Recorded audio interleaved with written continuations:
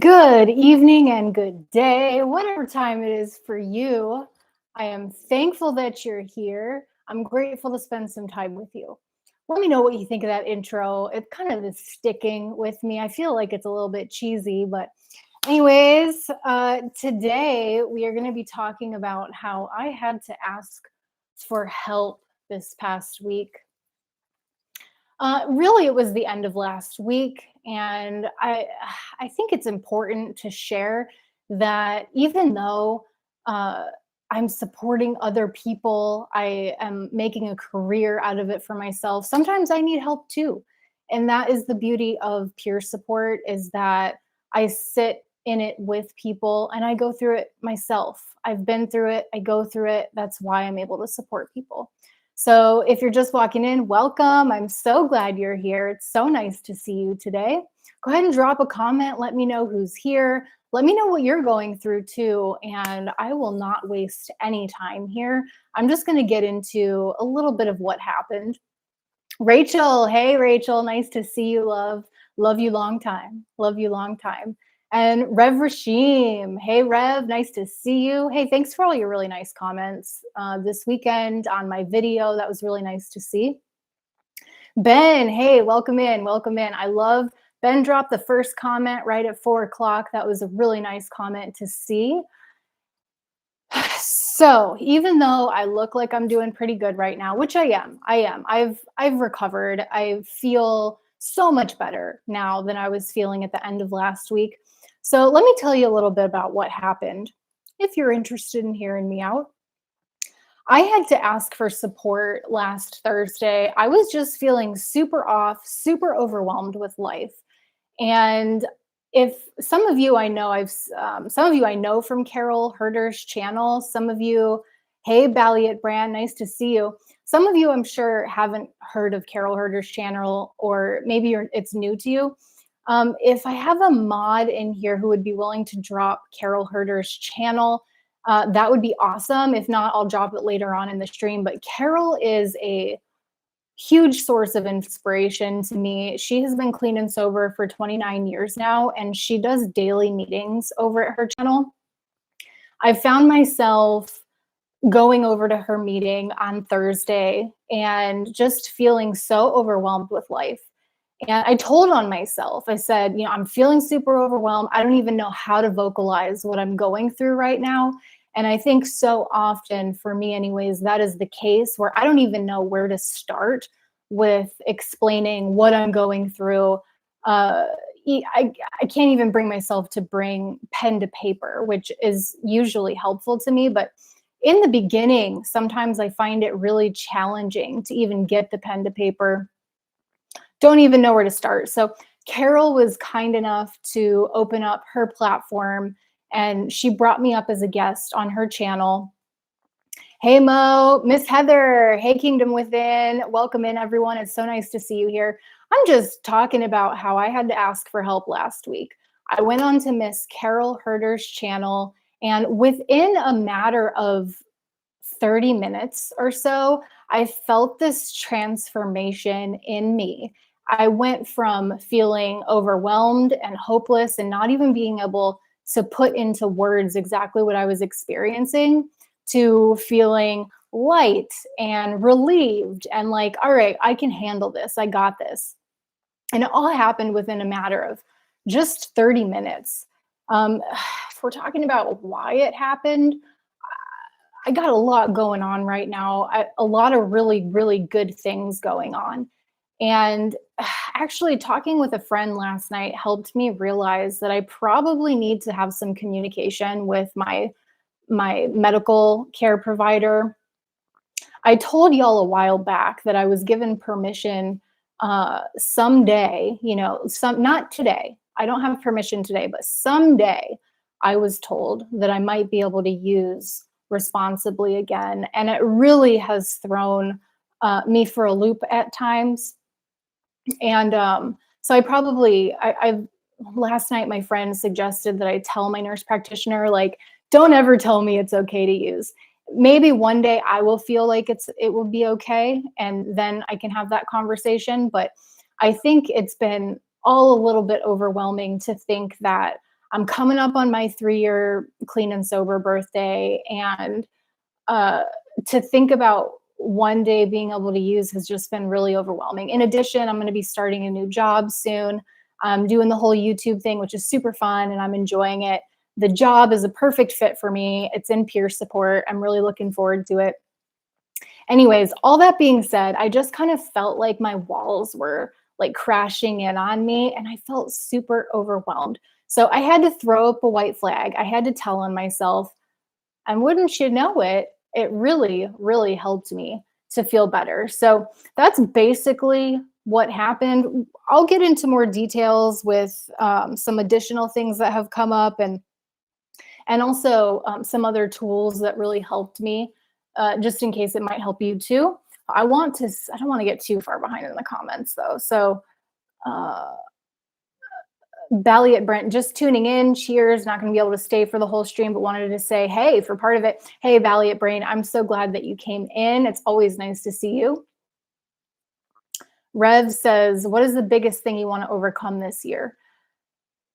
The biggest thing I want to overcome this year, it's totally for fun, but I think it runs a little deeper than that. And I want to get back into the ocean on my surfboard. I want to start surfing again. It is something that I have not done in my recovery a single time. It's the only thing in my recovery that I haven't done a single time. And I'm done. I'm done with not surfing anymore. I talked with my therapist about this last week, and she gave me a homework assignment, which I have been avoiding. I meet with her tomorrow, and I need to make sure to do my homework. I always do my homework. Well, I do my best to always do my homework. And this is a really important assignment that I've been pushing off. Surprise, surprise. So we're going to be talking more about how to overcome the few different areas that have popped up that I've identified that are holding me back. So, Rev, to answer your question, surfing. I want to overcome all the different things that have held me back from getting back on my surfboard since I've entered recovery. Thanks for asking. Very good question. Tala, welcome in. Rachel, it's okay. Yeah, her name is Carol Herder. You might be able to find her also by searching for needing a meeting, Carol Herder.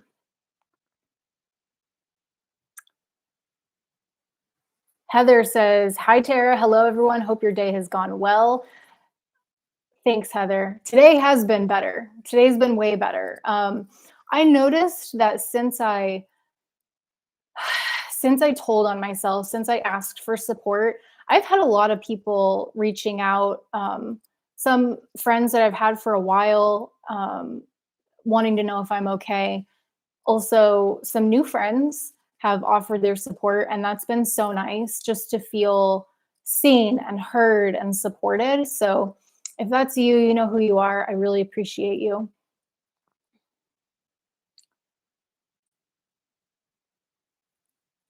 Mo in the house. Hey, Mo, nice to see you. I'm so glad you're here. How's your arm doing, Mo? How's your recovery going? Whoops, I lost my spot. Okay, awesome. Mo dropped a link. I think Tala dropped a link. We've got a double link for Carol. Totally worth. She is providing so much value in the community by doing a meeting every single day at 1:40 Pacific Standard Time. She's on there every day to provide support. Really great channel. Rev says it's wonderful that you were brave enough to ask for help. Thank you, Rev. Thank you, Rev. And I want to highlight that it does take courage to ask for help. And I'm not trying to pat myself on the back here, but in order to I'm coming up on 3 years. I feel like I've been harping on this a lot, but birthdays and milestones can be challenging. You know, as exciting as they are, things tend to come up during birthday times. And I think it's really important to remember that no matter where we're at in sobriety, we need help, like there's some times that we just need to ask for help. And Carol reminded me of this. She's got 29 years clean and sober from drugs and alcohol. Huge inspiration to me. Even she sometimes needs to ask for help and questions, if she is making the right choice. And um, that to me is incredibly helpful. She had expressed a little bit of like concern that maybe what she had said to me in terms of her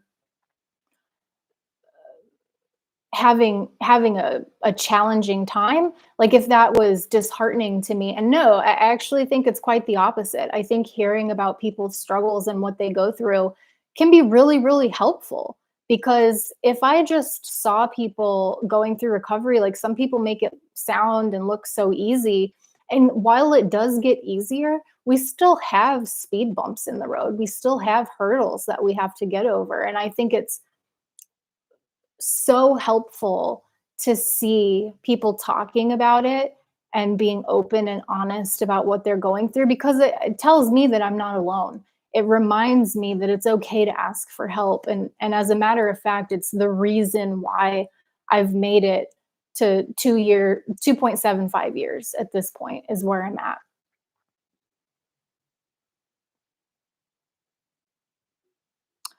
I think I said I appreciate you, Mo and Tala, for for posting Carol's link. If I didn't, thank you so much. I really appreciate that. Hey, Drew, welcome in. Nice to see you. Balia, to use alcohol or something else? For me, it's not a choice. I can't use anymore. Otherwise, it'll cascade in a negative direction. Yeah. So, Balia, I think you're asking about the conversation I had with my medical care provider. And she told me that because I was really having cravings. I wasn't having cravings to use this past week. It was more just like a mental health struggle. But a few weeks back, I was having cravings, and I asked my nurse practitioner if I could use marijuana. And she said, no, now is not the time, but that someday I might be able to use responsibly. And I've been giving that a lot of thought. At first, I was excited about it, I'll be honest. Now, though, I am leaning towards agreeing with you, Balliet, that even if I do get to the point where I was given permission, I don't know, A, that I would want to know that I had a green light, and B, if I did know that, I don't know that I would choose to engage in use again, because I've made so much progress in my sobriety, in my abstinence, total abstinence, that I don't know that I would want to go back to that. So a friend last night, you know who you are if you're watching, thank you so much. A friend last night told me I should tell my nurse practitioner not to tell me that I have permission to make the decision. Just don't tell me. And I'm leaning towards doing that. I think it's going to be a hard conversation to bring up, but I feel like it's probably a really healthy one to have.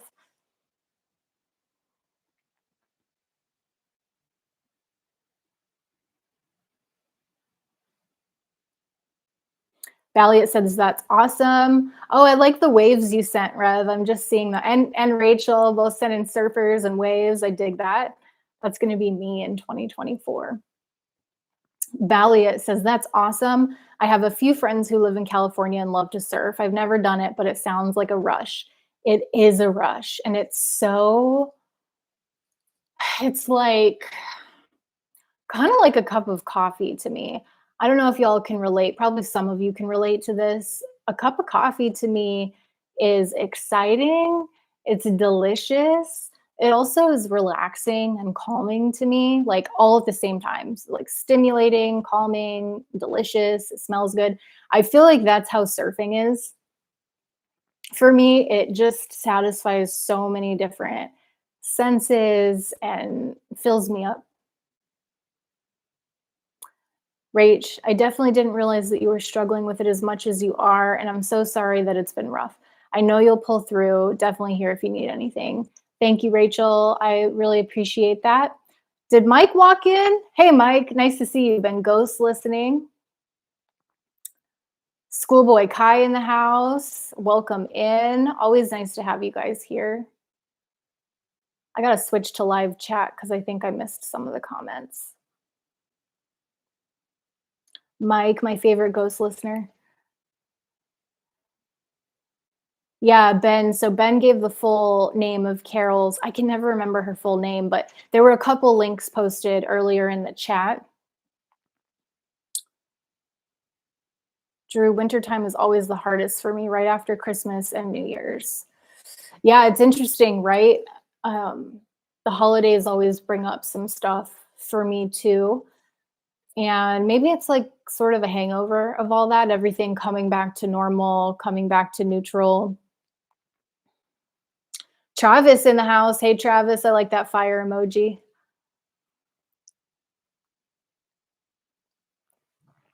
Tala said, that's good, Tara. I'm proud of you, girl. Thanks, Tala. I appreciate that.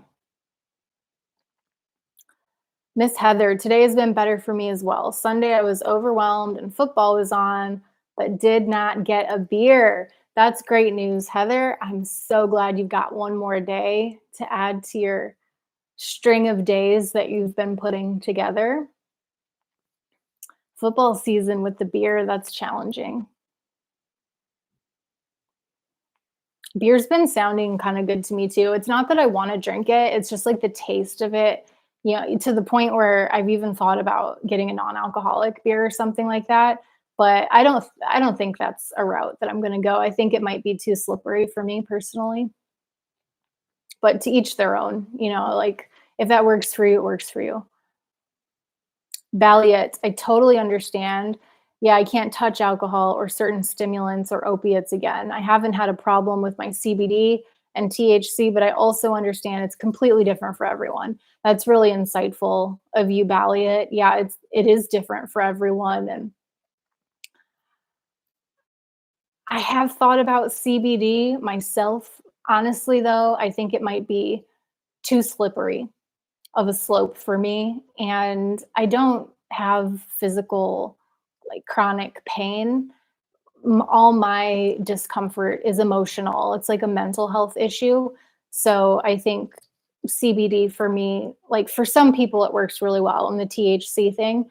But for me, probably, it pains me to say, but probably total abstinence is the way for me. For now, for today, anyways. It's hard for me to think about super long term, but for today, I'll stay clean and sober, and that feels good.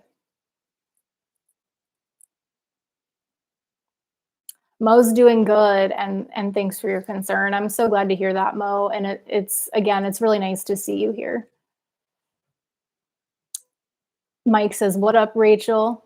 Travis, surfing is riding the earth. Surfing is so many things. I cannot wait to hop back on my board. Even just thinking about it brings me so much joy. And I'm thinking about it very, very seriously these days. Like it's probably going to happen. I hope soon. You'll definitely hear about it. I promise. I'm sure I'll be glowing afterwards.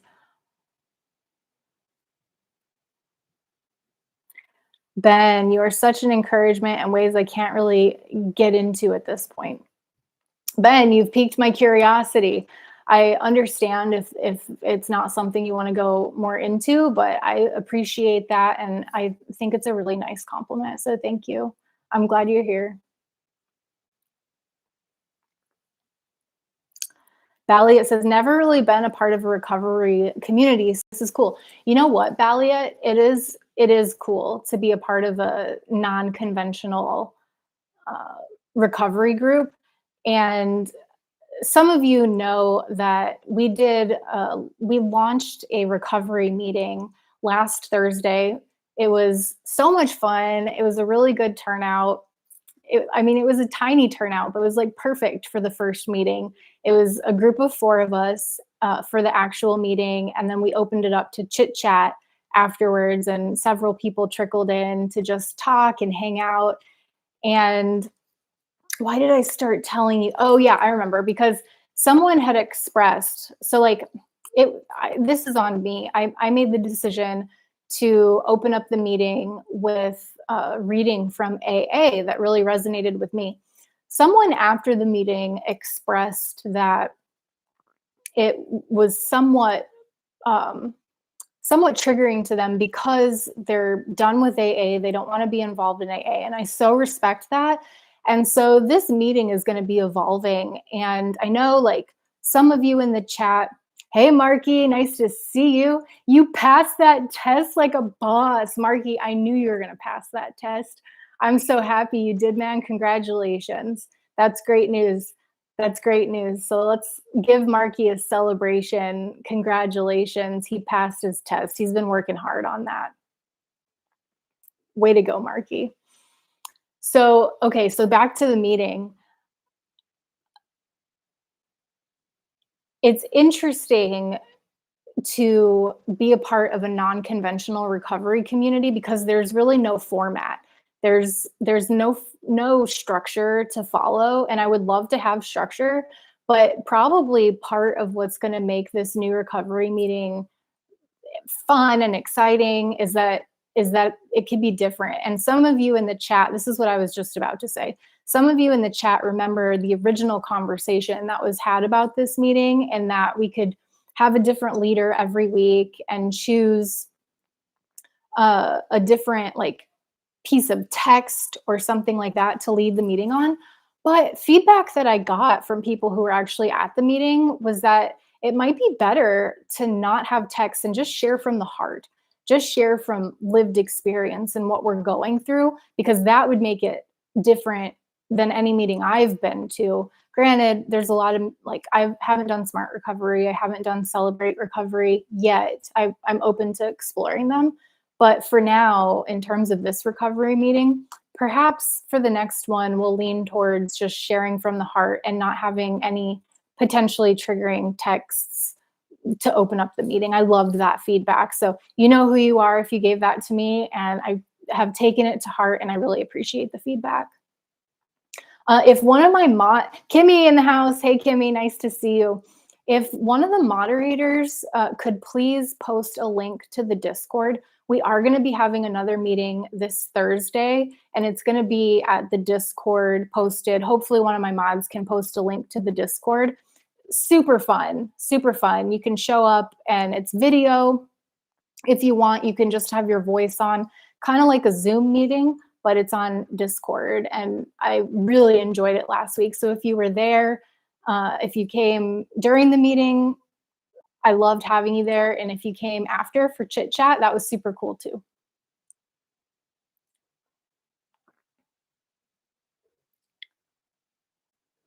Yeah, Marky, your test. I knew what you meant. I didn't see the correction for the typo, but I knew you passed that test, and I knew you would.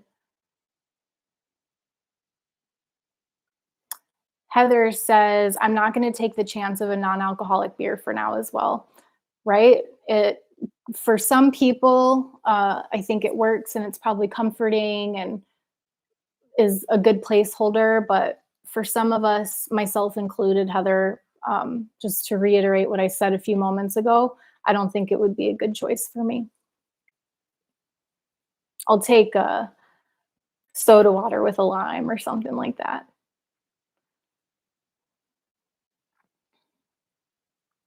Yeah, congratulations, Marky. More congratulations, Marky. Marky, how was it? Was it challenging, or was it super easy because you were very well prepared?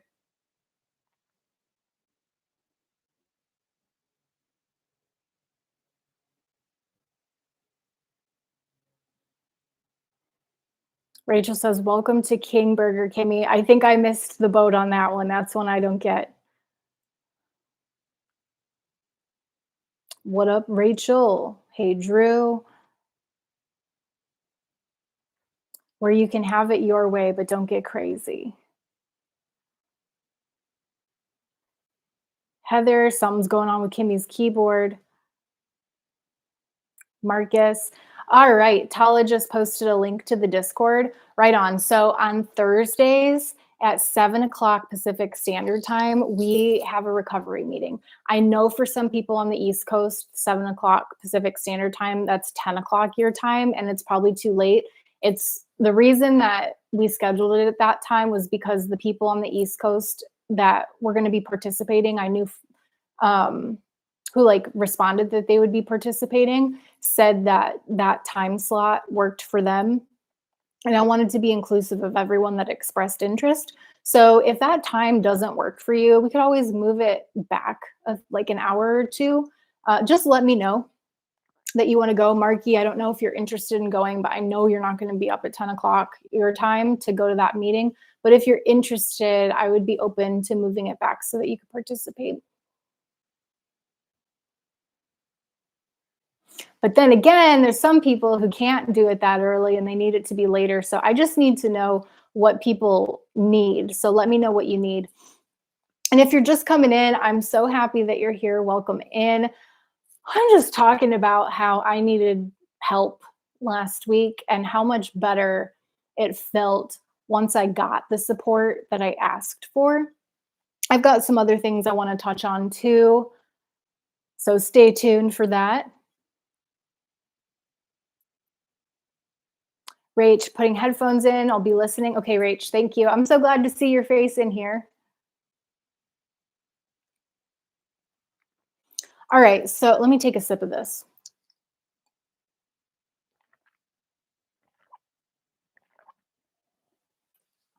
A few sips of it.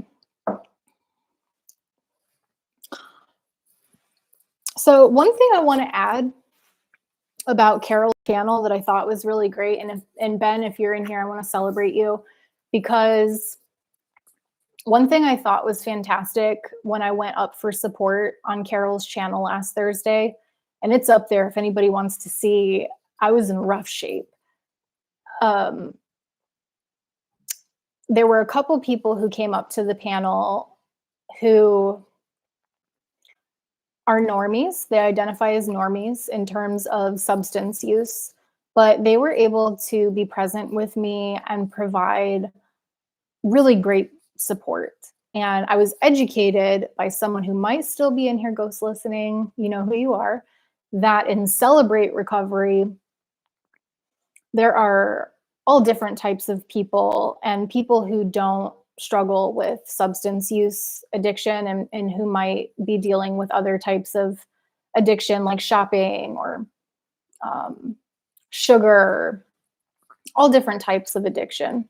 And I just think it's so wonderful that there are people like that who want to support people who struggle with other things. This person referred to those people as like the glue of what holds Celebrate Recovery together.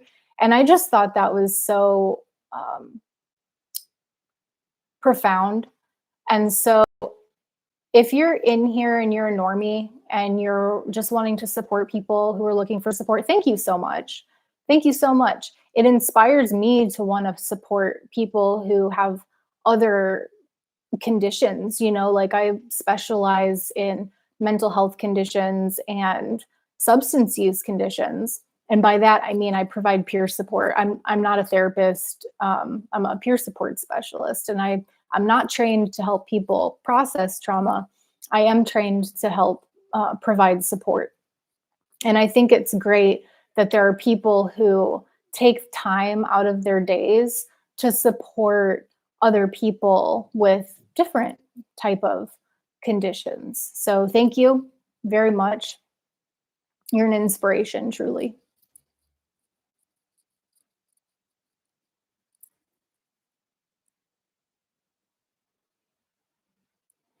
Miss Heather says, so stoked for you, Marky. Inspiring. Yeah, Marky, if you want to update the crew on exactly what test you passed and what that means for you, I think you got a lot of people rooting for you right now. And I want to help celebrate and give homage to exactly what you accomplished. So one other thing I forgot to, well, I didn't forget. I was just like waiting to share this.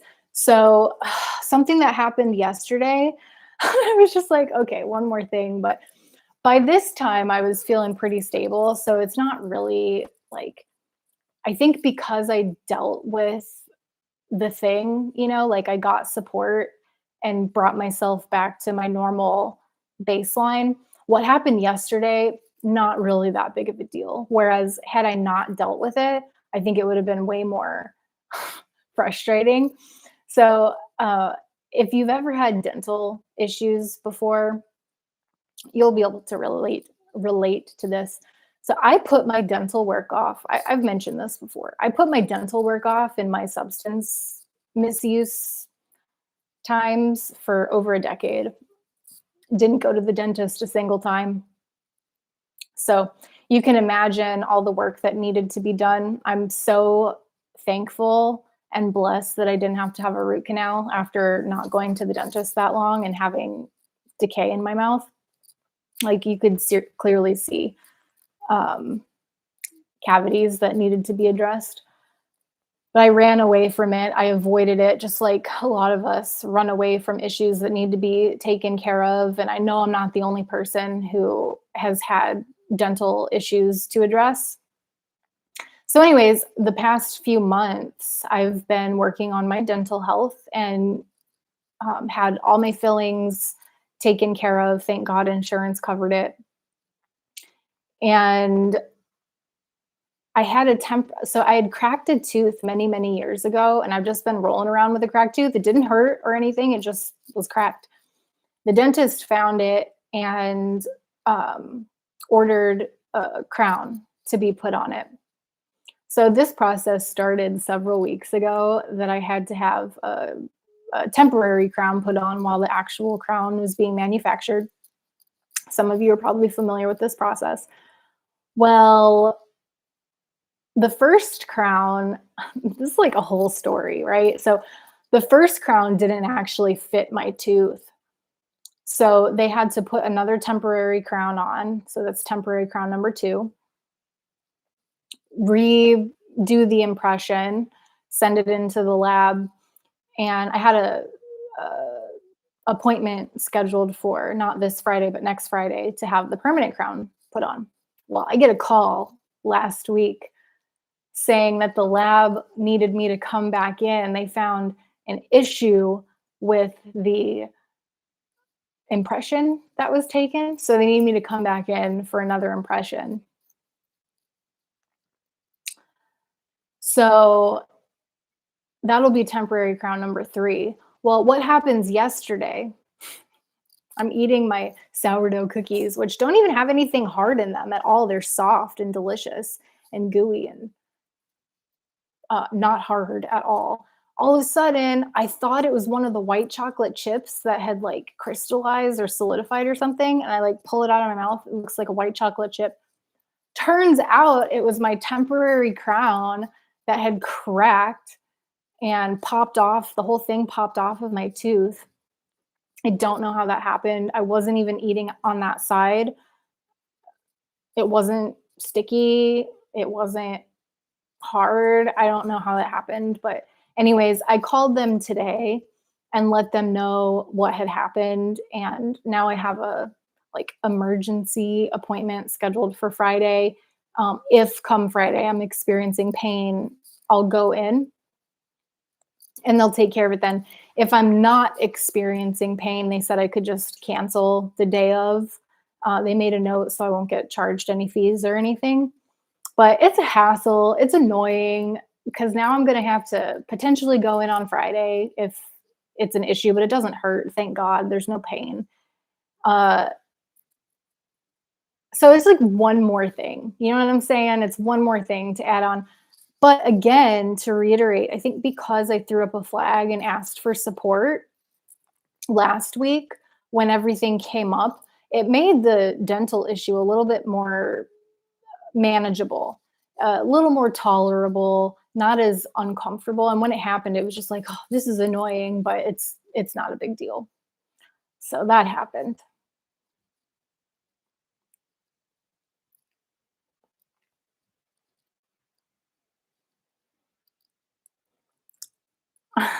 Ben says, oh my gosh, nah, oh, that feeling of losing a crown. Right, exactly. And it's like, just a temporary crown. Like, it's not designed to be in there forever, but it's more just like annoying, kind of. I don't know how it happened. Like, I rinsed my mouth with hydrogen peroxide. So I'm wondering if maybe the hydrogen peroxide, because it's a cleaving agent, hydrogen peroxide, and I didn't think about that. But in terms of like chemistry, it can um, cause things to disconnect. That's why it has teeth whitening properties, is it cleaves the stain off of the tooth.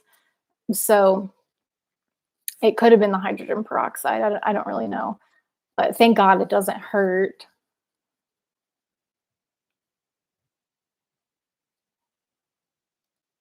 Ben says, and now your tongue can't leave it alone. It was that way in the beginning, but um, it's like one of my molars, so it's not a big deal at all. I don't really. It's not even a big enough deal for me to have brought it up. I'll be honest, but it was like, you know what? I'm just going to talk about this because I feel like it can be really helpful to hear people talk about their challenges and what they're going through. And I think it's really important to highlight the fact that because I had the appropriate supports and asked for help, that it was easier for me to just pick up the phone and call the dentist. Another thing I want to share with you is that I felt really accomplished, even though, I ran into a speed bump last week. I felt really proud of myself that I didn't actually have to call my therapist. Because a few weeks ago, some of you might remember, I had a really, really, really rough week with my ketamine treatment not happening. And I accidentally forgot to take my mental health medication for 5 days. And it was not kind of, it was a really rough time for me. And I felt really proud of myself this time. I used my support system and I didn't actually have to call my therapist. Granted, like what happened last week wasn't as big of a deal as like everything that happened a few weeks ago, but I feel like because I put in the time and the effort to process what happened a few weeks ago, it made what happened this week feel like way smaller of a speed bump, if that makes sense. And something I also want to highlight is like this came up in a conversation with a friend, and I feel so like I almost want to make a video about it. I don't want it to be embedded in this live because but I want to say it now too for those of you who are watching. I really feel like untreated mental health conditions are a killer.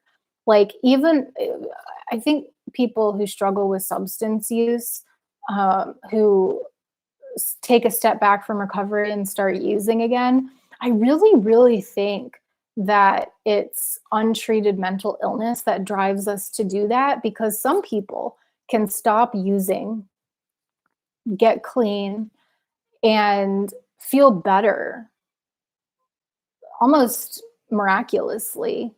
But that's not what my story is. My story is actually the opposite. And I feel like a lot of people go through this but don't realize it's what's happening. So if you have had an experience of this where for you got clean and sober but your mental health declined, like the way I describe it is I got clean and sober but I felt worse as time went on than I felt when I was trapped in my addiction, which is not the way that a healthy person tends to. A healthy person who doesn't have underlying health conditions do feel better after a period of sobriety, but I just felt worse and I needed the mental health support that I've received over the past year. I needed mental health medication too. And I know everyone here has got different opinions on like the pharmaceutical company and everything like that. And I respect that. For me, right now, while I'm working on getting rid of my depression and my PTSD, I actually need the support of a therapist and the mental health medication that I take. And doesn't have to be a permanent thing for me, but in order for me to process the trauma that I'm dealing with, I need some support.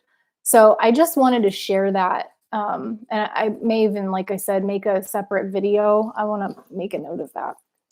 I think I've already jotted this down, but I'm just going to jot it down again.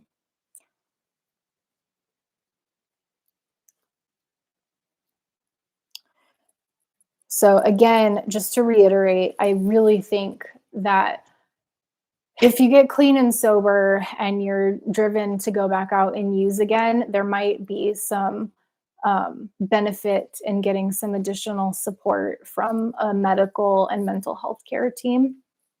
Again, I'm not in a place to be able to give advice on this type of thing. That's not what this is. It's not mental health advice, it's not medical advice. It's just from one friend to another. My experience is that what has really helped me to get some relief from feeling worse in my sobriety is support from a medical and mental health care team.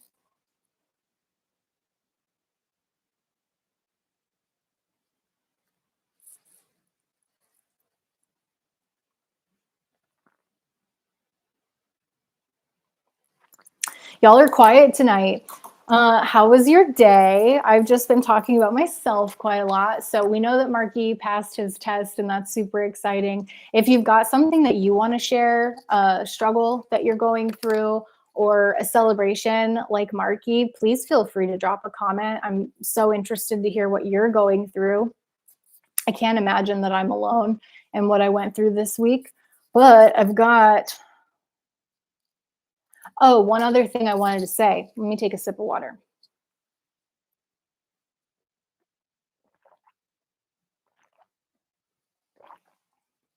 By sip of water, I mean I'm going to chug it for a few seconds. One thing I wanted to say about me reaching out for support, I need to adjust myself here.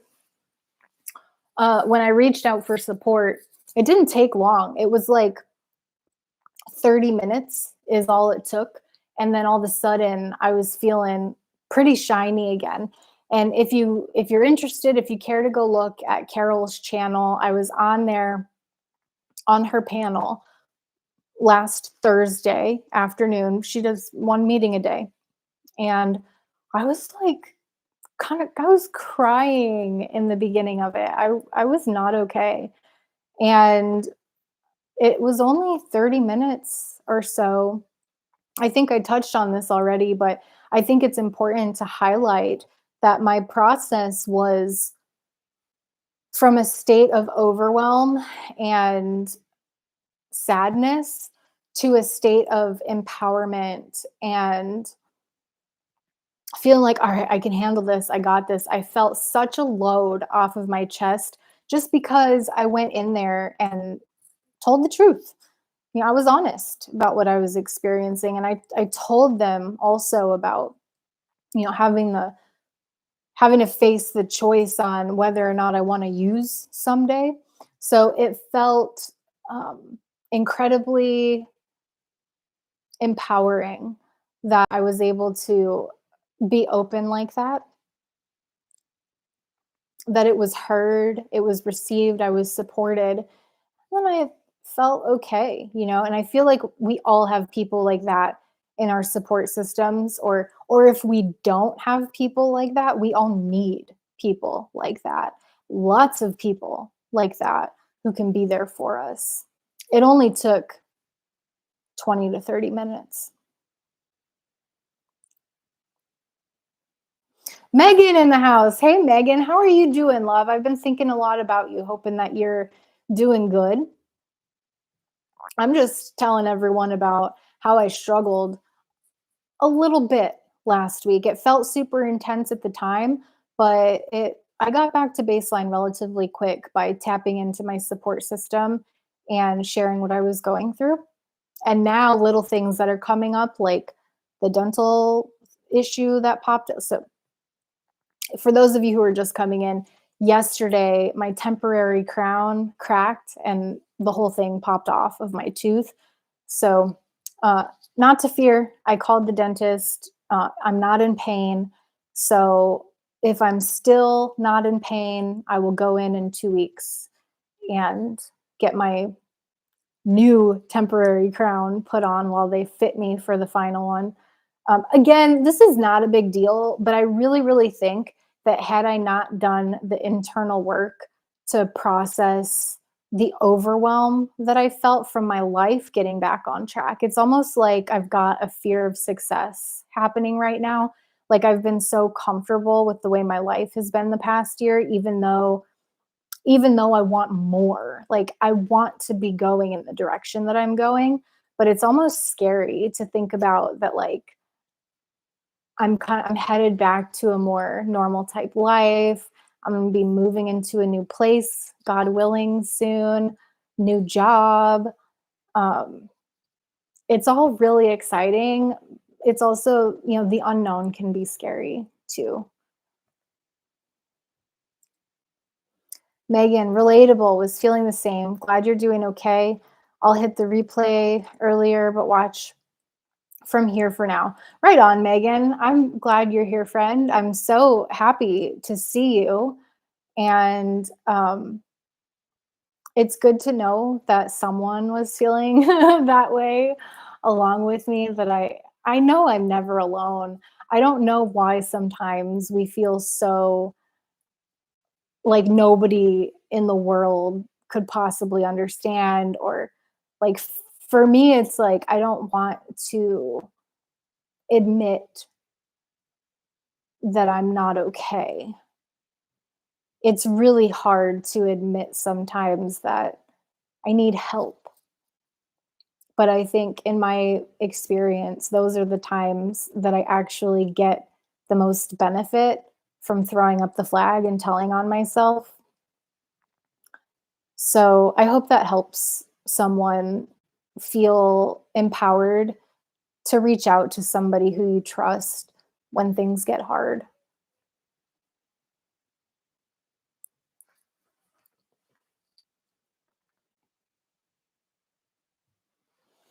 Oh, so okay, I touched on this a little bit already, but I'm gonna reiterate because I was thinking of not even moving forward with hosting.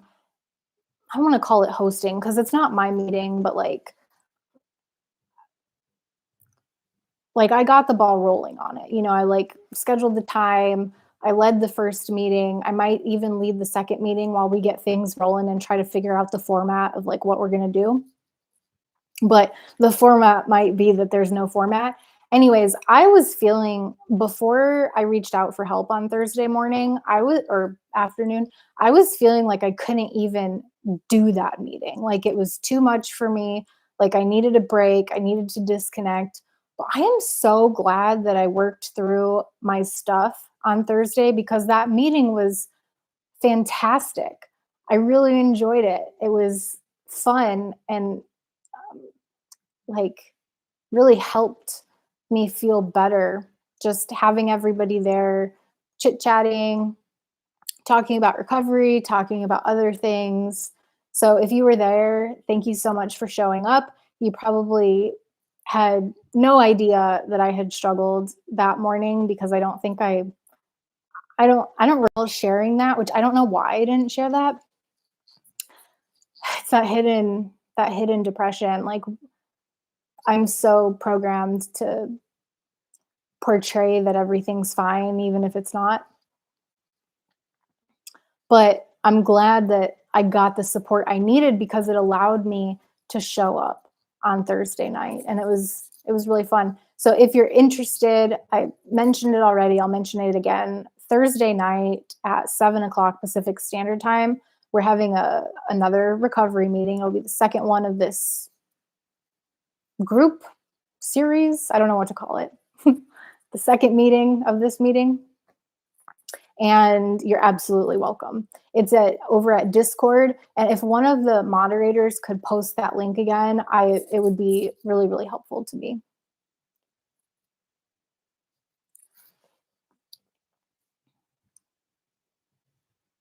Oh, this is where I was going with the recovery meeting. So something that came up, which I wanted to also highlight, is that the opposite of addiction is connection. And so I just can't express enough how helpful it was to me to have a group of people come together. And whether we were talking about recovery, which a lot of it was recovery talk, even if that after that first hour, we ended the meeting, but people stayed to chit chat afterwards and we continued to talk about recovery. And it was really helpful to me and my mental health. I was not at risk of using that day, but had I been, it would have been so nice, and it solidified, like, an improvement in my mental health too, to have a group of people come together and share what they're going through. It's also different because, like, doing a live stream like this, I can't see y'all's beautiful faces, I can't hear y'all's beautiful voices, and so it's, really, like, enjoyable. It's so rich of an experience for me to be able to see your faces and hear your voices. And I think I've shared this before too. Like, I need, after a live stream, I need to hear additional voices because it's like I sit here in a room and I talk to myself for, 2 or 3 hours, an hour and a half, however long I ride the wave. It's like however long the wave is, that's what I ride that day. And it's it's so helpful to me after sitting here talking to myself for a couple of hours to engage with other people. Realist EDM in the house. Hey, Realist, nice to see you here. Realist says it's powerful to see that people care about you. That's sometimes what you remember when your mind is clear, but you forget it in the midst of addiction. 100% realist. And I think in addiction, like active addiction, we also have a tendency to isolate and we feel like we don't want anybody to know, or like if they know, they're not going to love us anymore. And that is just so bogus. Like, I want y'all to know, if you're ever struggling and or know someone who's struggling who wants to talk to somebody, even if they're, I've seen it, like, and I don't walk away from it. Like, that being said, if it's a matter of me protecting my sobriety, like, if I feel like I'm at risk for engaging in substance use as a function of supporting someone who is actively high in front of me, then I have to do what I have to do. And I might not always be able to support, but sometimes I want to be there to support. And so to think that if you're under the influence, you can't reach out for support is just an absolutely outdated, bogus idea that I am not in support of whatsoever. Because exactly what Realist CDM said, but you forget it when you're in the midst of it. And that's when we need it the most. That's when, I mean, we need support in all different shapes and sizes, especially in recovery, in order to stay clean and sober. But like, active addiction is pretty ugly, and those people need support too. Drew Rinker, hey Drew, nice to see you here.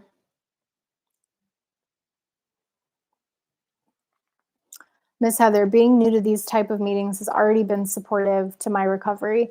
People have been welcoming and caring. I'm ecstatic that you feel that way, Heather. I'm really glad you're here. I'm so happy to have met you, and I love seeing you in all the different places I've been seeing you. It's a real pleasure.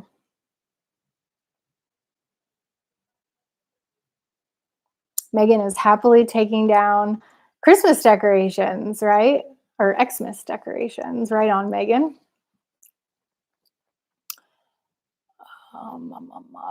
What else? I need a drink of water. My voice is a little bit crack-a-lacking. Hey, Praveen, nice to see you. Great to see you.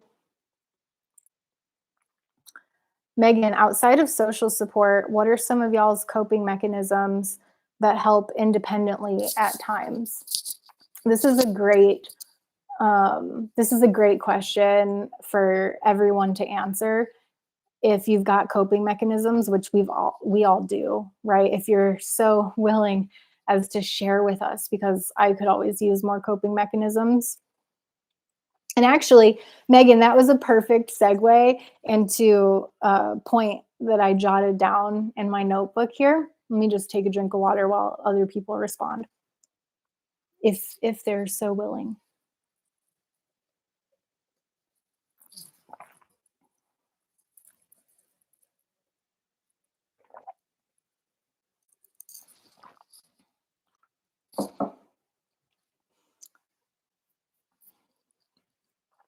So, something that has helped me tremendously in terms of, Megan, your question, in terms of a coping mechanism, is I really need, so this book right here, this notebook, I bought it with the intention of having it be a book of positivity.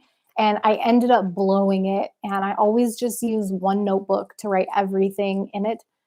A few live streams ago, I had expressed wanting to have separate notebooks for different purposes, and I heard someone over on Carol's channel, actually Christy over on Carol's channel, was talking about having a gratitude journal, which is similar to my book of positivity, and pulling it out when you have rough times. And Christy was talking about, for every venting session that you have on paper, to also make a entry into your she called it gratitude journal. I call it like book of positivity, whatever you want to call it.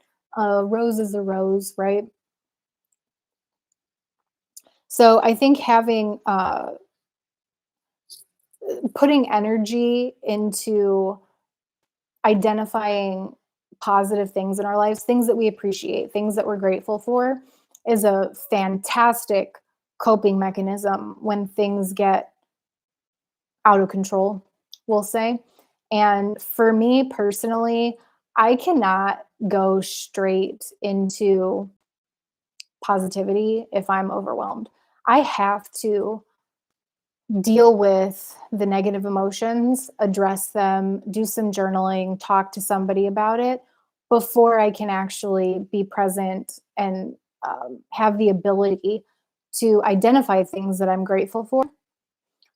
In terms of coping mechanisms, though, Megan, I think journaling for me and identifying things that I appreciate or that I'm grateful for is probably one of the best coping mechanisms that's not social support. It's not my therapist, it's not friends or family or a support group. It's like a tangible thing that I can do to make myself feel more grounded and better. And again, I want to really highlight the fact that, like, journaling and venting what I'm going through can be helpful. Shifting focus to what's going well in my life and things that I'm grateful for, it's like that extra step beyond venting in the journal that brings balance and helps me feel better.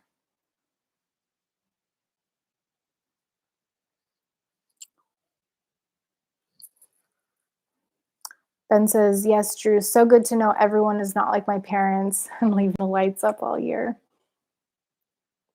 Okay, so Mo replied to Megan and says prayer, reading scripture, going for runs and walks. Yes, definitely. I would add to that meditation. That's not something I thought of immediately, but seeing Mo's prayer, um, for me, it's prayer and meditation. Both of those things help tremendously. And I think meditation can look different for everyone, just like prayer can look different for everyone. I know how I do it. Let me know if you're interested in hearing what my technique is for both prayer and meditation. But I don't want to push like my spiritual beliefs on you either if you're not interested. But if you are interested, um, let me know. And if you have techniques for meditation and prayer, let me know. Otherwise, it's quiet tonight and I got through all my content already. So I'll start landing the plane if y'all don't really want to hear about the spiritual, part of like how I cope. And, if prayer and meditation does it for you, then that's cool with me. I mean, if leaving it at like the description of prayer and meditation, if that does it for you, then that's totally cool with me.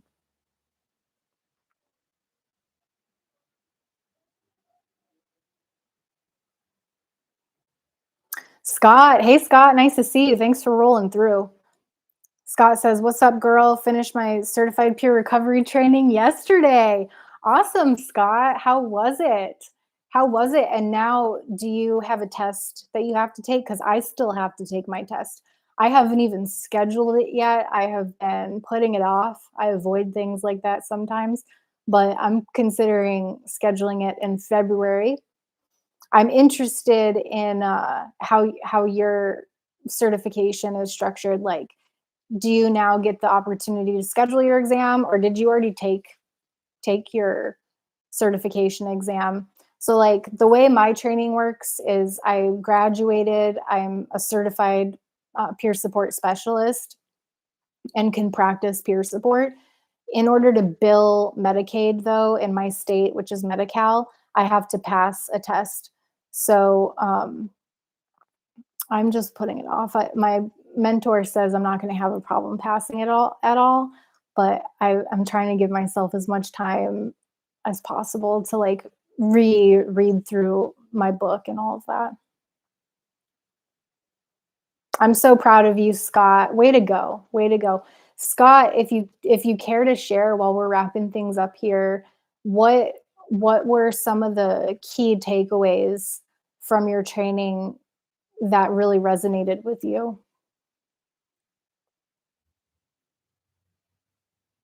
Schoolboy Kai says, "What's the plans for the week, Tara?" Good question, Schoolboy Kai. My plans for the week are I live stream on Wednesday.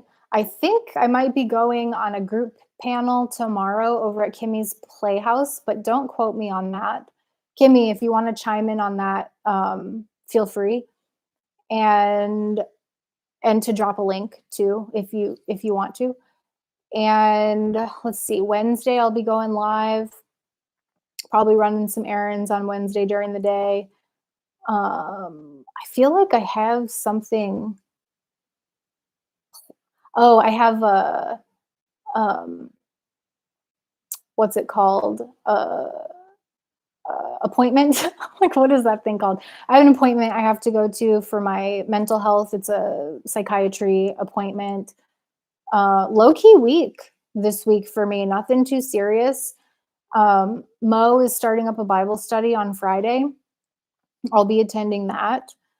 And for some of you know, I'm in the process of starting my own business. So in the background of all the things I have scheduled, I'll be doing some research for getting my own peer support business up and running. That's my long-term goal with this channel, is to be able to provide peer support to people on this platform, or people like maybe not you, but maybe someone you know that you hear about who could benefit from peer support services. That's what I really would like to do. And although I'm getting a job in the space to get experience, my long-term goal with this channel is to have an independent peer support service to offer people. So I have, like I said, appointments and live streams, and um, Mo's doing a Bible study. I think I started mentioning that, but I don't know if I finished mentioning that. I'll be doing that. I've been wanting to study the Bible for quite some time now. So, but in between all of those fun things, I will be, and then ketamine treatment on Saturday, of course. In between all those fun things, I've been putting a substantial amount of energy into R&D for my future potential business.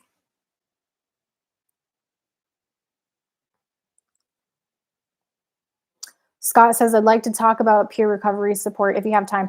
Scott, nothing would make me happier. Let me put my email in the chat for you. I love talking about peer support. It's like my favorite, it's my favorite thing to do.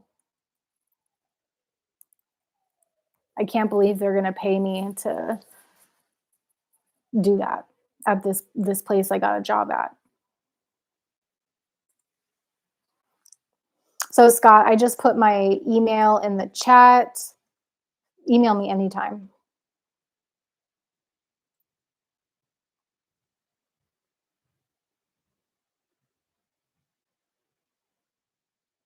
Yeah, Ben says, wow, Scott, that's so awesome.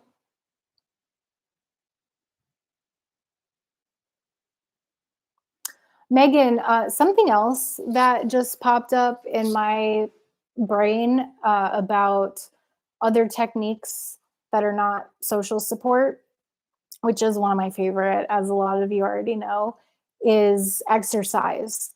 So, like, my goal for 2024, my biggest one is to get back on my surfboard. But, like, I don't have to get back on my surfboard to go to yoga or to go to the rock climbing gym or to take a hike, things like that. Personally, I prefer doing things outside in nature over like going to the gym, but to each their own. I think exercise and physical movement, dancing. Yeah, my mom dances around the house these days, like as just a part of her daily physical movement activities and stuff. So like whatever works for you in terms of getting physical movement in, I think is a fantastic coping mechanism.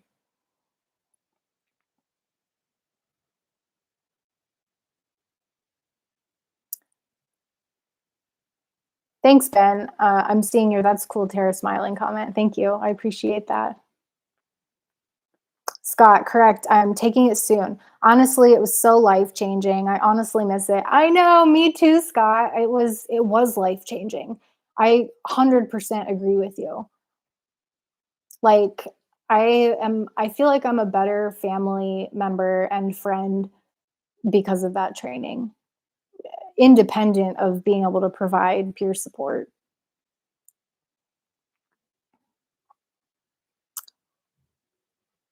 So I get a certificate for being trained, but I don't get certified until I knock it out. I was told the test is mostly, oh, Scott's in California too. I'm in California too, Scott.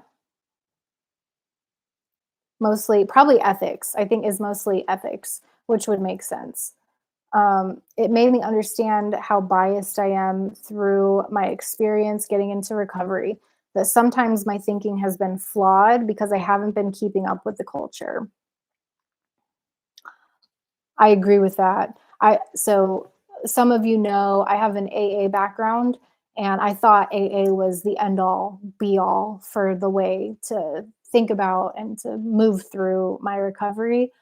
Come to find out, there's this whole other recovery path, a whole series of recovery paths, and that peer support to me feels like the thing I resonate with the most these days. I believe it changed how I interact with people in and out of recovery forever. I love it. I 100% agree with you, Scott. I really hope that you email me. I will be looking out for that and looking forward to it.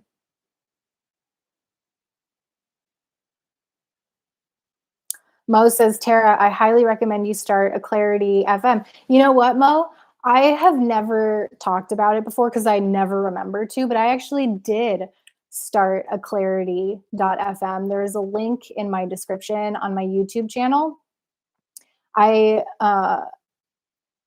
don't know why I haven't mentioned it yet. I think probably because I am putting work towards, studying for my exam and doing the research and development to build my own business. But it's there. If you are interested in reaching out to me on a one-on-one basis, there's a link in my description for clarity.fm. I am absolutely available to talk with you and will be happy to. If you know someone who could benefit from peer support, like, I would be absolutely honored to talk with them.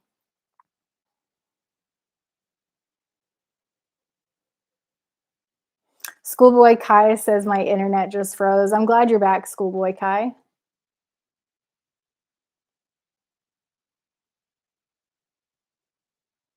Megan says, thanks, Tara. Agreed.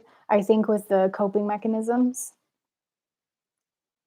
Drew wants to get back into lifting again. That, yeah, what a great way to self care and just to enjoy life. You know,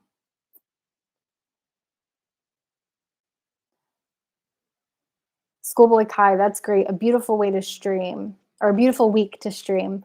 But do you really want to read the Bible? Schoolboy Kai. I was raised in a Christian home, very strict. I studied the Bible when I was younger, but I really would like to reread it from an adult perspective and be able to make my own decisions about what I think about it and my interpretation. So, yeah, I do really want to read the Bible. Schoolboy Kai, I think reading the Bible is outdated now. I totally respect your opinion. And this is certainly not a religious channel. I'm not saying that everybody needs to read the Bible. And I don't know what I'm going to get out of it. You know, I just feel guided to do my own research. And it's not a book that I've read from cover to cover. So I'm interested in um, seeing what I see. Megan, when I don't go outside for a while and family do, I think, wow, why don't I do this often? The sun and the air is recharging. Yes, Megan, I can absolutely relate to that. Being outside in nature is something that I used to do all the time. I used to live in nature, and I don't know if you all saw the car. I lived in my car for 5 years video. I plan on putting out a series of um, videos talking about my experience in my car and tying it into recovery. Uh, it's something that I have engaged with very little, being in nature, whereas I used to engage with it so much. It's kind of confusing to me, but it's, like I said, something I'm working through with my therapist. It's really been a protective mechanism, I think, because I spent so much time outside when I was living in my car.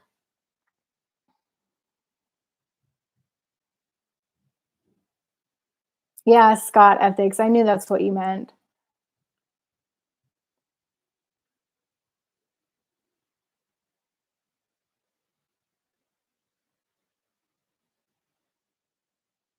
Tala has got to get back into the gym too, just like Drew.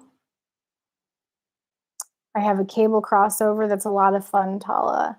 Megan says, what is Clarity FM? Okay, Megan, Clarity FM or Clarity.fm is a platform, an online platform where people can schedule calls on a one-on-one basis with experts in different fields.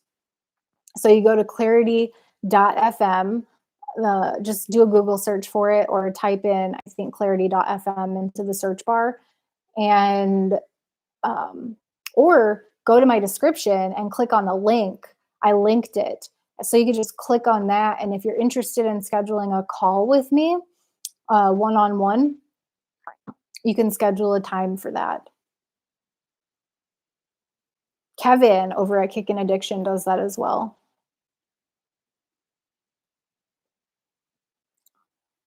Scott, seriously, it happened at a perfect time in my life. I ran into you and how you treat people. My addiction specialist helped me see things differently, then realized I could have helped my friends better. Yeah, Scott, I hear what you're saying. Isn't it so nice though that now we have the skills in our tool belt to be able to help people better? I went through the same thing. I was like, I learned something that was not helpful. And like, there have been people in my life, like when I was going to AA, for example, I completely stopped talking to certain people if they fell out of recovery. And it breaks my heart. It's actually infuriating that I was taught to do that because they needed me and I hurt them by turning my back on them. It's what my sponsor told me to do. It really hurts my heart that I did that. But isn't it wonderful that we don't have to live that way anymore and that we have a better set of techniques that we can use to support the people we care about? I know it's a tough pill. I don't want to say that phrase. It's a tough thing to accept. I know.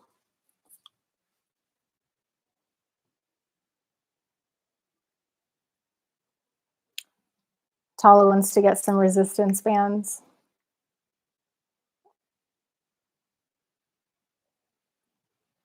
Resistance band, that's a good idea to have at home. I could go for some resistance bands myself. Schoolboy Kai, respect your opinion, Mrs. Tara. Stay beautiful. Thanks, Schoolboy Kai, and I respect yours too. Drew says you can get Bowflexes for cheap on the marketplace because a lot of times people just want it gone, right? People get the resistance bands or like those Bowflex training systems and then just don't want to use them.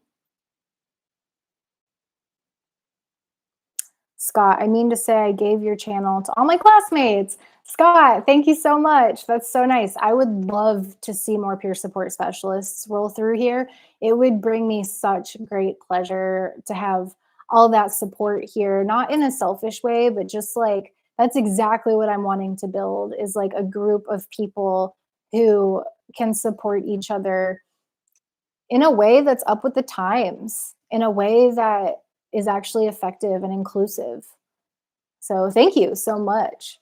Kicking addiction in the house. Hey fam, great to see you. Uh, Great to see y'all. What up, T?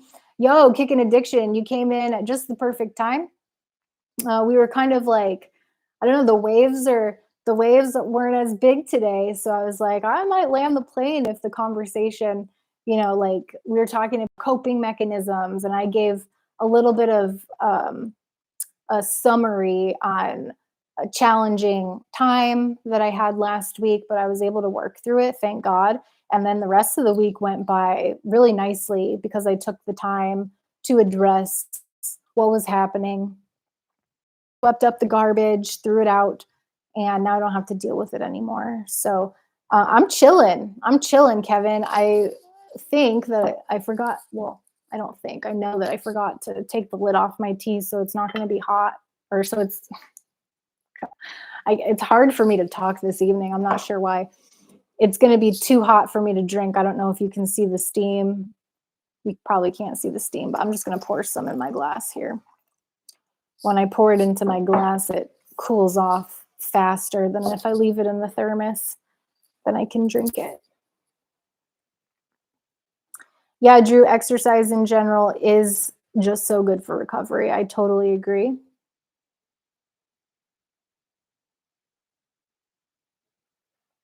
Kevin, I was thinking about you earlier in the stream. I'm glad you stopped in, man. For those of you who don't know, Kevin over at Kickin' Addiction is hosting a no alcohol 2024 challenge. If this is something that interests you, he's got a video over on his channel. If one of my mods could post a link to Kevin's channel, he hosts fantastic Wednesday meetings. It's designed specifically for people in recovery from opiates, but he does talk about alcohol. Obviously, he's hosting this challenge. I'm a moderator for him, and I'm in recovery from marijuana and alcohol, and they accept me over there, which I appreciate. Sometimes I've had a challenge with that before. I'm like, I feel like I don't belong here, but they accept me because I'm in recovery. And so if you're interested in checking out Kevin's channel, he goes live on Wednesdays at 2 o'clock Pacific Standard Time, and he is hosting a no alcohol 2024 challenge. Go to his video, drop a comment to sign up for it. And then at the end of the year, we're going to revisit those comments and see how it went for everybody. And you can post updates all year long.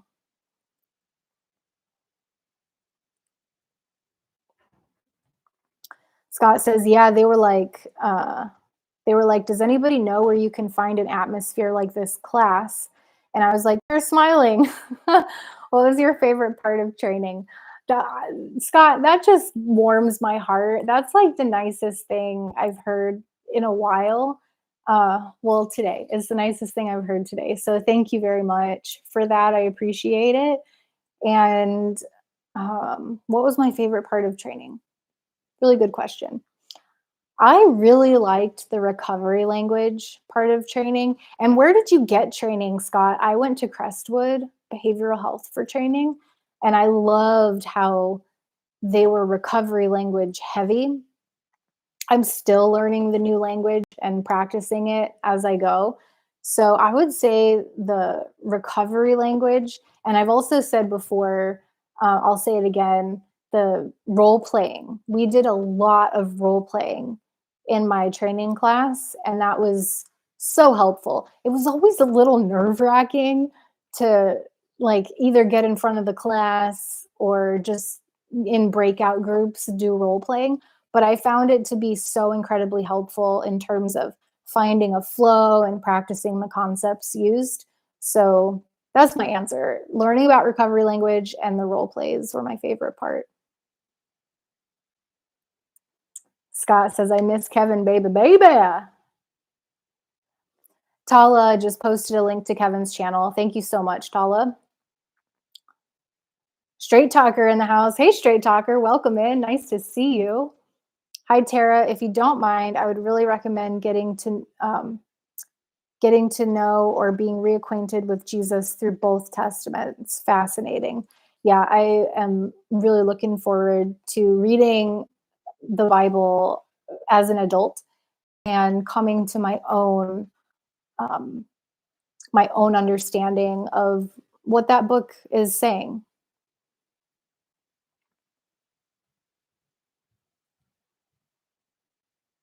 Sup, Straight Talker. Kicking addiction, huh? Oh yes, baby. I can't say it like Kevin. He goes, I love his intro. He goes, "What's up, everybody? Thanks for tuning in today, baby." Marky, role playing sounds kinky. Of course it does to you, Marky. I figured it would. Not that kind of role playing. It's not cosplay. We're talking about peer support, practicing techniques that we learn, and I just found it to be so valuable. Um, yeah, I would stumble over my words a lot in the beginning, but by the end of it, I was pretty smooth and giving like feeling really comfortable about utilizing the new techniques that we were learning.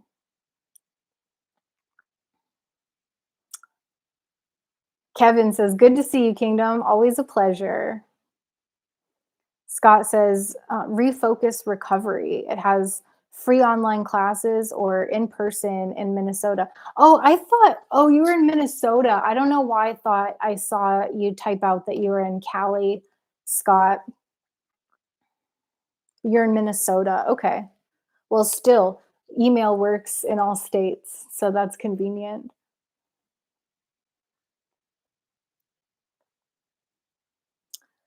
Kevin says, thanks. Or Straight Talker says, hey, slow. Ki- I thought it was so funny, Morrison, how you were saying what kind of person who has a history of uppers addiction names themselves slow mo. And then I thought someone in recovery from uppers. That was so funny to me.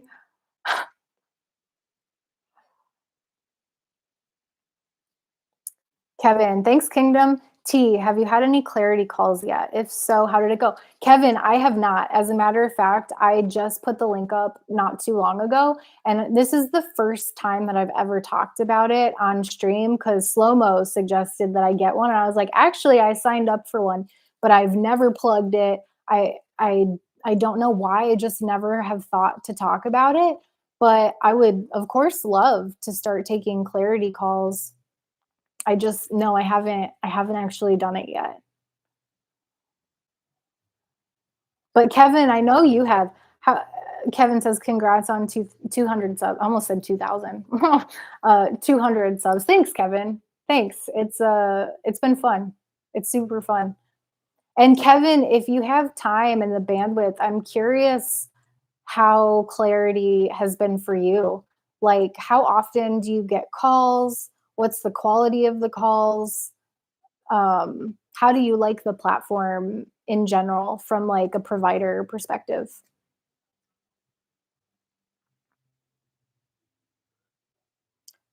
Scott, recovery language was really interesting. Culture, value, ethic differential, and being self aware of my biases. Being culturally tolerant was really eye opening to me. I totally agree with this, Scott. And it's why I harp on this not being a religious channel. Like, even though I have my goals, and I'm curious about certain things, it by no means that anybody is excluded from this channel. I want everyone to feel like they have a voice here, that they have a platform to be able to ask for the support that they need. And I'm looking forward and I'm loving the ability to be able to provide support as needed. Tonight's been really quiet. There hasn't been a whole lot of, it seems like I was the one who was needing support this week. Apparently everyone else has been doing pretty well, and I can appreciate that. So, oh, Scott made a correction. Culture, values, ethics, differences.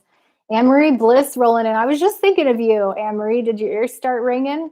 Hey, nice to see you. How are you doing, Anne Marie? We're just I'm just starting to land the plane here. We're winding down a little bit. I was talking earlier about how I needed support this week and how it really changed the course of my week, reaching out for it, asking for it. And then I was able to deliver on some of the other things that I had committed to. And before I had asked for support, I was feeling like I couldn't do it. I couldn't show up. I needed time. I needed rest.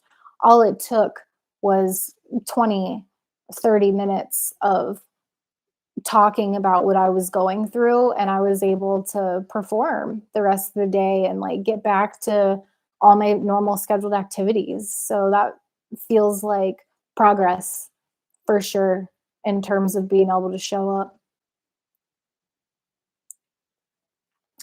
Kevin says, I love clarity calls. I had one this weekend and the guy was so happy at the end of the call.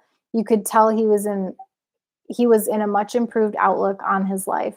That made me feel great. It's rewarding. Well, Kevin, you're a fantastic source of support. You've got a natural like knack at helping people. I think that's why you were nominated. I don't know if you know this or not. I think you do know it. You were nominated in one of the Kimmy's Playhouse discussions to be a couple things actually, the male counselor of the group if we ever got together in a world ending type of situation, and then you were also nominated to be president. So I think it's great that you have a platform to be able to support people because you are very gifted in that area.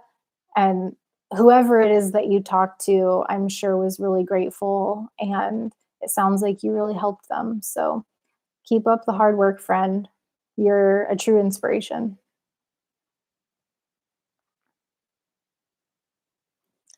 Scott says, what do you think the hardest thing to be mindful of will be? Did you take self evaluations that were eye opening in class? We did do some self evaluations. Um, I'm having deja vu right now. I don't know if y'all get that, but I've been having it a lot lately. Yeah, the self evaluations I thought were really helpful. We did a strengths assessment, which was probably my favorite of all the different evals that we did. My number one strength is honesty. And I can't actually remember what my other ones were, but I remember my first strength is honesty, which is a blessing. And sometimes it's not so good, but I liked that. I need to revisit that strengths eval. Maybe I'll share that on a future stream and the resource that we used. So your first question was, what do you think the hardest thing to be mindful of will be? In peer support, I'm guessing.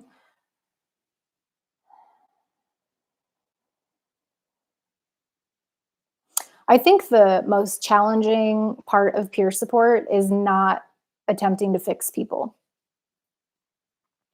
So often in the role plays, I found myself wanting to guide, wanting to ask leading questions, thinking that, well, this might work. And like, have you thought about this? And what do you think about that? And I think that's actually, it's like we are peer support specialists. We are not therapists. We're not trained to be able to provide guidance or give advice. And so I think the hardest part is to do what the job says we're there to do, which is to provide peer support, um, not guidance. And I'm not there to fix anybody. I, I'm just there to sit with them and hear them and listen. Perhaps one day, Scott, I don't know if you've heard about this or if there's something similar in Minnesota. In California, they're getting ready to roll out a new case management certification. And I have thought about going for that case management certification so that in the event that I work with a person needing support with gathering documents or obtaining housing, that I will be able to help them myself and not have to refer that work out. Uh, I'm really considering going for that, but it doesn't exist yet. It's in the process of being rolled out here. So that'll be an interesting thing if I do get the case management certification, like figuring out how to balance peer support with fixing, because case managers do help people fix problems. But then there's also the hat of peer support where it's like, all right, I'll have to oscillate between those and sometimes wear my peer support hat on and or sometimes put my peer support hat on, but then other times realize that, oh, this person needs a deeper level of support, and then to be able to pull out the case management skill set.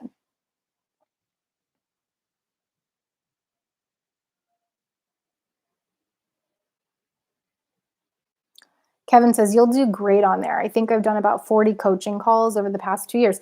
Oh, Kevin, you've been busy over there. I'm happy to hear that it's something that you enjoy. I'll be looking forward to it. Again, if you want to connect with me on a one-on-one basis, I'm now available over at clarity.fm. You can click on the link in my description. Straight talker, how do you guys keep a pulse on your cravings? Does anyone consider their craving level daily before things can get out of control? Uh, Straight talker. At one point, I did have a pulse on my cravings daily.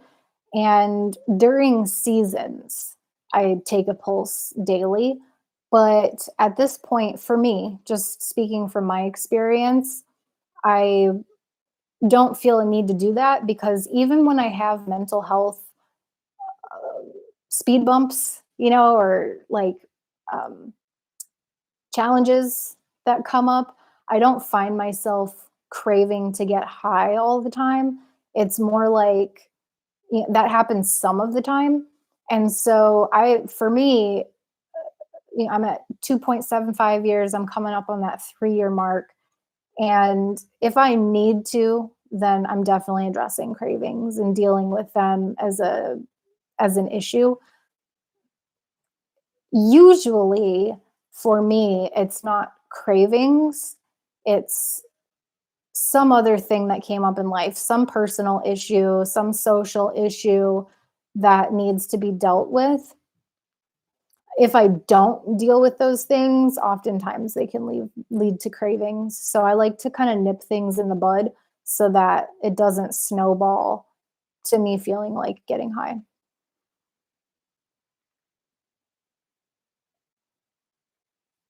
Anne-Marie Bliss, sorry I was here earlier, but dentist talk. I can't. I also put off my dental health for years. I never had a cavity until I was in my mid 20s. Yeah, Anne-Marie, you heard that, huh? Yeah, thank God the crown popping off, it doesn't hurt. I'm not in pain, but it's definitely not fun to deal with dental issues, and I know I'm not alone. Like, several people have expressed to me that they have dental concerns and issues that have been put off and that need to be addressed. And you are not alone, friends. I was there with you. It had been over a decade since I had been to the dentist, and it feels really good to have all that gunk drilled out of my mouth to be straight. Straight talker, you exude highly effective and prized leadership skills, Tara. Straight talker, that is a very nice compliment. I appreciate that, and I'll accept that. Kevin smiles. Scott, Kevin, you were the reason I decided to take Sublocade. I found you on Tube when doing research on it. I took my last shot, hopefully. That's a great update, Scott. Sure Kevin is happy to hear that. And I'm also happy to hear that.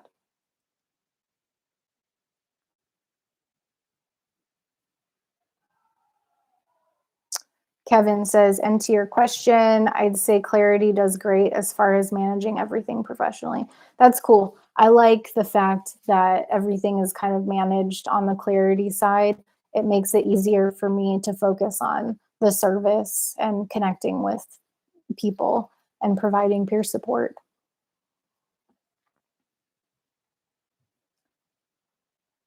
Kevin, oh, Scott, that's awesome, man. Sounds like it went well for you so far.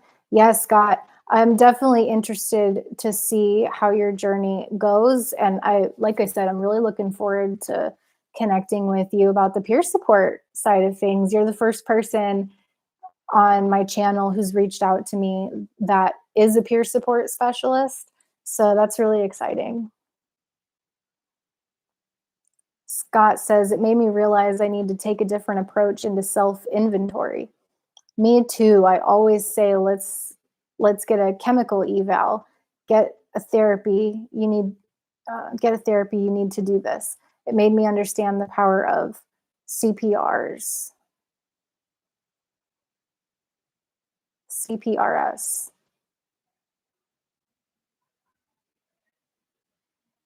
What is CPRS? I mean, I believe we're able to refer. Case management. I think. Okay, it made me realize I need to take a different approach into self inventory.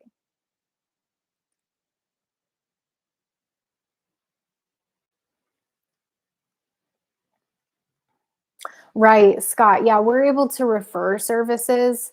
I mean, like with a case management certification, I would be able to help someone get insurance. I wouldn't have to refer that out.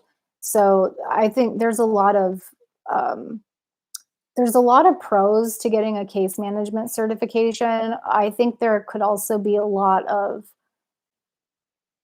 like it could muddy up the waters in terms of providing peer support.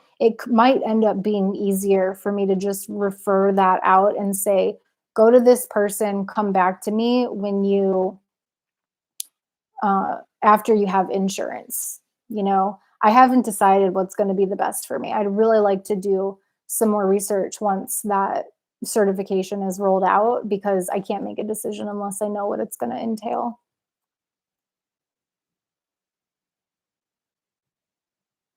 Kevin, I don't see a link on your description of this video. Kevin, that's a good point. I did not link it in the description of this video, although I probably need to. I appreciate that. The link is actually in the description of my channel.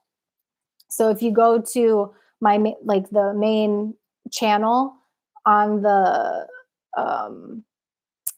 like if you open the description, there's some links there. Or I don't think you have to open the description. I think there's just like a links button, and I put the Clarity link there. But you bring up a really good point. I think moving forward, I will link uh, all of those links in my video descriptions. I did not think of that.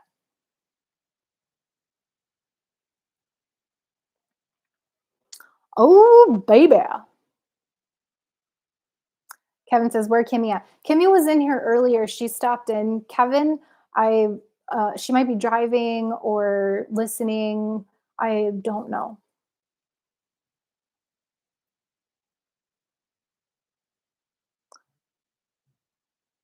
Tala said, taking a pulse, wondering where Kimmy and Mo are. Um, Tala, I'm down to 1 gram of kratom per day now. That's awesome. You made a huge jump, Tala. Didn't you go from 3 grams to 1 gram? Bro, that's awesome. How's the taper been? Yeah, I want to know that too. Good question, Kevin. Fentanyl Anonymous rolled through. What's up, Dan? It's nice to see you, man. I'm so glad you're here. How are you doing, Dan? It was nice to see you go live last night. If you have never heard of Fentanyl Anonymous's channel, which would be very difficult for me to believe because he's actually been the conduit that introduced me to this recovery community. Like I found him first. So if I have any mods still in here, if you could post a link to Dan's channel, he recently just hit 1,000 subs and his content is really engaging. I love watching what he has to create. So hopefully someone posts a link to his channel.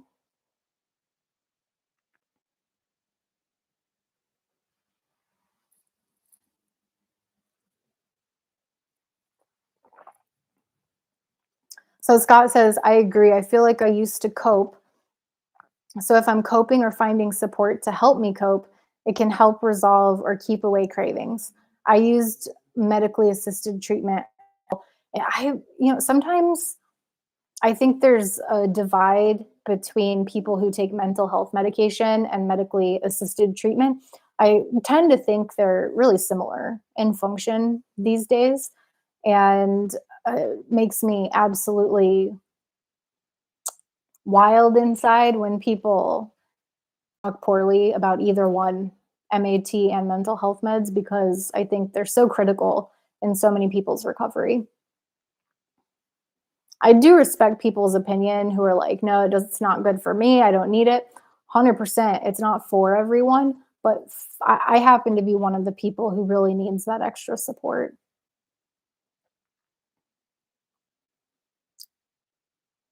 Tala says it's been rough, so I've been going for walks lately to help with the withdrawal off my mind, and it truly helps. Plus, staying busy and all. Staying busy and having like meaning and purpose does help, Tala, and exercise too. I saw that post about how you went for a walk today, and I just thought that was such a wonderful way to spend time.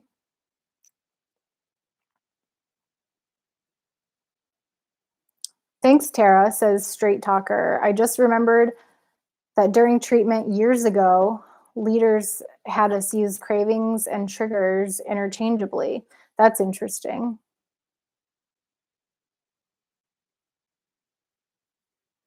Uh-oh, Kevin says, is it glitching for any of you, or is it my connection? Sorry if I'm glitching, Kevin. You know I'm working on getting a stronger signal. One day I will have a stronger connection for you. Right now, I am on a hard connection, but my signal's super weak. So thanks for bearing with me, y'all. Anne Marie, why put yourself through going to the dentist if you don't plan on being around? I started back to the dentist last year, but need a bit more, ah, ah, a bit more done. So just can't. Anne Marie, I feel you. I'm with you, girl. It is not a fun thing, especially if you're having challenges. Um, if you're working through things in life, the dentist is like the least of our concerns. You know what I'm saying? I will tell you that I went through a phase of my life. Actually, when I found FMD's channel, I don't know if anybody was able to post. It doesn't look like I have any mods in here anymore. Um, at one point, well, for anybody who's interested in Dan's channel, he's Fentanyl Anonymous. You can do a Google search and he'll pop right up. He's one of my favorite channels. So Anne Marie, I want to share with you an experience that I had when I found Dan's channel. I was feeling absolutely hopeless. I was considering doing harder drugs as a way to cope with what I was experiencing. I didn't want to live. anymore. I literally could not imagine continuing life the way that it was. And I thought, oh, this might be a solution for me. So, flash forward, thank God I chose not to engage with harder substance use than I already had. And I really pulled out the big guns. I call it throwing up the flag. I threw up a flag to my medical health care team. I asked for support, which I know that you're doing, Anne-Marie. I know that I think you're still receiving ketamine treatment like me. For me, it's a chemical cocktail. I take mental health medication as prescribed, and it has really helped me make a difference in combination with seeing a mental health care professional. I see my therapist once a week, and between the two of those things, my medical care team and my mental health care provider, my life is looking very different than it did a year ago. Like, it has changed significantly in a year, and I'm engaging in activities that I couldn't even think of engaging in before. Hopefully, I get back on my surfboard soon. But I just want to offer you some hope, Anne-Marie, and tell you that you're not alone. I have been in the hole just like what you're describing before. And thank God there were people to help pull me out of it. Anne-Marie, if you're feeling like you want some additional support, I want to offer you my email address, and anybody can email me at this address. I'm so happy to hear from you all. I just don't want you to feel like you have to go through this alone. There's no reason to go through it alone.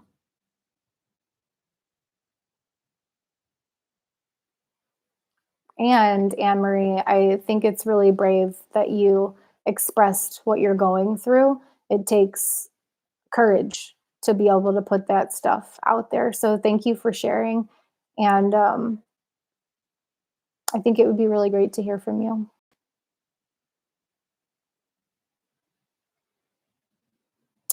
Everybody's saying, what's up, FMD?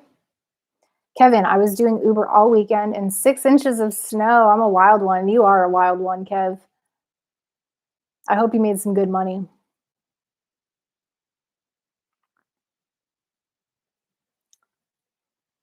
Therapist, CPRS, is a certified peer recovery specialist. Okay, we call it something. Thank you for clarifying, Scott. We call it's a certified peer support specialist here in California. So CPSS here in Cali.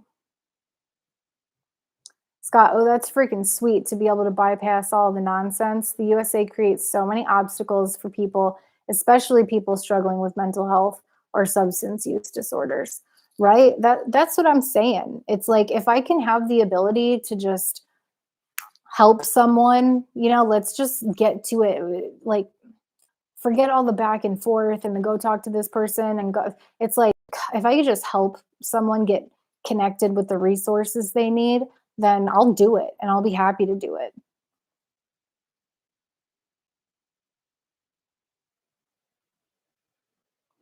Okay, Kevin says, yeah. Oh, yeah, you'll want to throw a link in the description box of all your videos. Okay, right on. I will take your advice, and I will do that, sir. Thank you very much for that.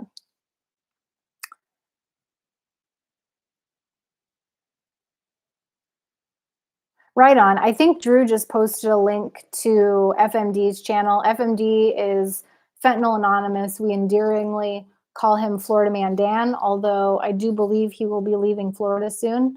So go support Dan over at his channel. I think that's what Drew just posted. And Drew, thank you so much for dropping that link.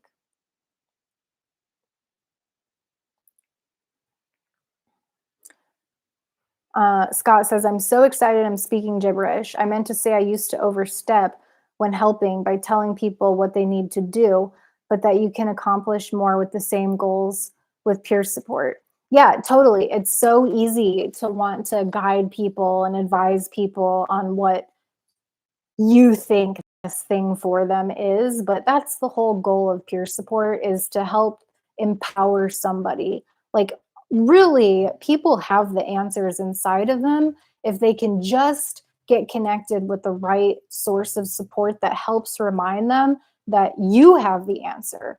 Like, I don't have the answer for you. I can help support you. I'm trained to answer, to ask, excuse me. I'm not trained to answer your questions. I'm trained to ask uh, the right questions to be able to help you access the best solutions for you. And it brings me great pleasure to do that. So, Scott, I so obviously relate to what you're saying. And it's challenging to not try to guide people. It's challenging to not try to, or it's challenging not to fix people. But ultimately, that's what we do as peer support specialists. Dan, LOL, thanks. My videos are goofy, but I'm glad you help. I'm glad they help you and make you laugh. Yeah, absolutely they do, Dan, without fail. And I want you to know, Dan, even your videos where you're not cracking jokes and you're not, yeah, I don't want to call it bubbly. Like, you're not that you're bubbly, but just, you know what I'm talking about. Like, when you show up with high energy, it's contagious and that's awesome. But I feel like I want to share with you right now, even when you're not in that space of feeling high energy and like chipper, I still love watching your videos. I think you're a great person and I love following along on your journey.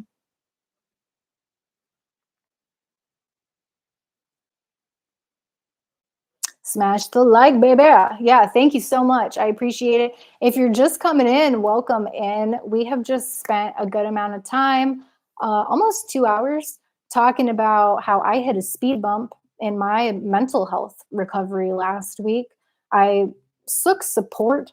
Thank God I nipped it in the bud before it got too out of control and talked with the right people who were able to help in about 30 minutes bring me from like an 8 down to a 3. And normally it's my therapist who does that, but I'm so happy to report that that went well. And then I was able to show up to the commitments that I had that night and over the following few days. And I felt great about it. I didn't feel any kind of overwhelm like I was feeling on Thursday morning. We talked about the details of this. I went into great detail about exactly what happened. So feel free to go back and watch the replay if you're interested in that.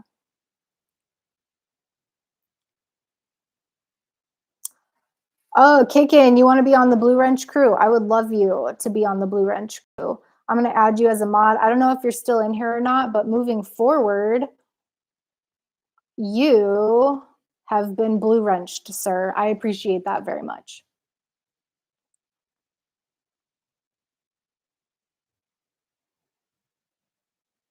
And Drew got it. So as we land the plane here, I've gotten through everything I want to say. Yeah, Kevin got that blue wrench. Thank you so much, Kevin. That's so nice of you to offer to do that. If you don't know, I think we've talked about Kevin's channel, but now welcome our newest moderator, Kevin from Kickin' Addiction. Kevin or Drew, if you want to drop a link to Kevin's channel, he has a fantastic meeting on Wednesdays for people in recovery.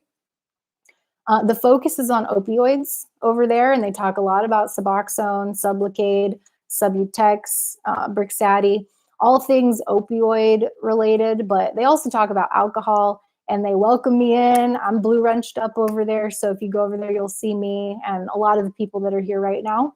So feel free to join us over there on Wednesdays if you've never been there before.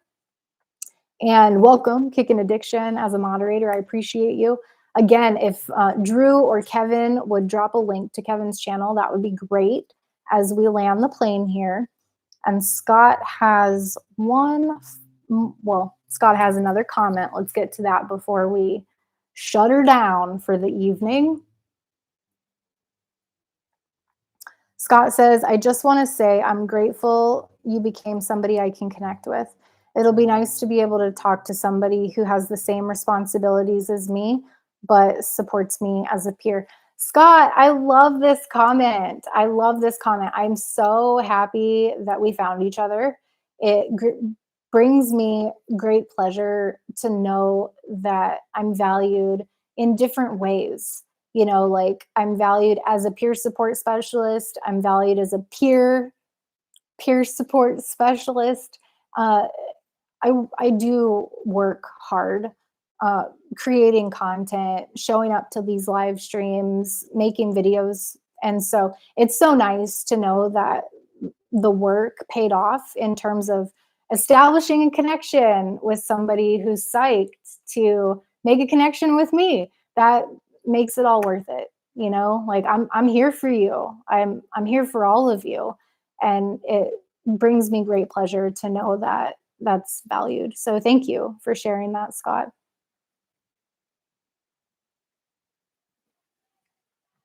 Kevin says, thanks, T. You're doing great with this YouTube thing. Thank you so much, Kevin. I appreciate that. And Drew dropped a link. That's a perfect way to end out this stream. If you are interested in checking out Kevin's channel, Drew just dropped a link in the comments. I really appreciate all of the participation. I love the conversation tonight. It was uplifting, it was helpful. I hope that if you are in need of support, you feel free to reach out to me either via email, via Clarity. If you want to have a more detailed call, you can go to the links in my channel description, or feel free to email me.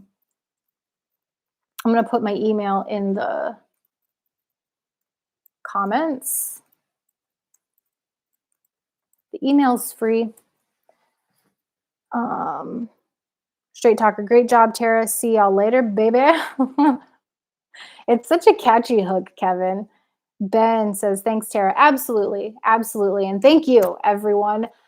So let's wrap this up. We're almost at 2 hours, but I don't necessarily see any reason to draw it out. I like to ride the waves, and I don't want to biff it by trying to ride the wave out too long. So Kevin says, much love, y'all. Have a great night, and we will see you soon. Yes, indeed, we will. It has been a pleasure speaking with you as always. I love you all so much. I get great pleasure out of doing these live streams, and it's always great to connect with you. And until next time, I hope to talk to you soon.